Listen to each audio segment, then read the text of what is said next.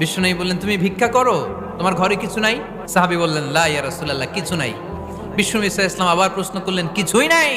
সে বলল, হ্যাঁ আছে, একটা জামা আছে, জামা, আর আছে একটা পানি খাওয়ার জগ। বিষ্ণুনবী বললেন, দুইটা নিয়ে আস।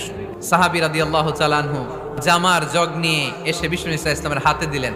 বিষ্ণুনবী জামার জগটা ধরে বললেন, কে আছো আমার সাহাবীদের মধ্যে এই দুইটা জিনিস কিনতে চাও?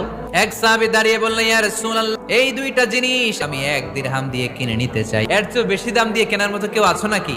আরেক সাহাবী হাত তুলে বললেন, ইয়া রাসূলুল্লাহ, আমি 1 দিরহাম নয়, আপনার সম্মানে 2 দিরহাম দিয়ে জিনিসগুলো কিনে নিতে চাই। দিয়ে দেয়া হলো। 2 দিরহাম নিয়ে বিষ্ণু ইসলাম ভিক্ষুক সাহাবীর হাতে দিয়ে বললেন, যাও 1 দিরহাম দিয়ে তোমার পরিবার পরিজনদের জন্য খাবার কিনে নিয়ে যাও, আর 1 দিরহাম দিয়ে একটা কুঠার কিনে নিয়ে আসো। ওই সাহাবী আর 1 দিরহাম দিয়ে একটা কুঠার কিনে নিয়ে আসলেন। বিশ্বনবী কাঠের একটা হাতল লাগাই দিলেন আর বললেন, যাও এই কুঠার নিয়ে জঙ্গলে যে কাঠ কাটো, বাজারে যে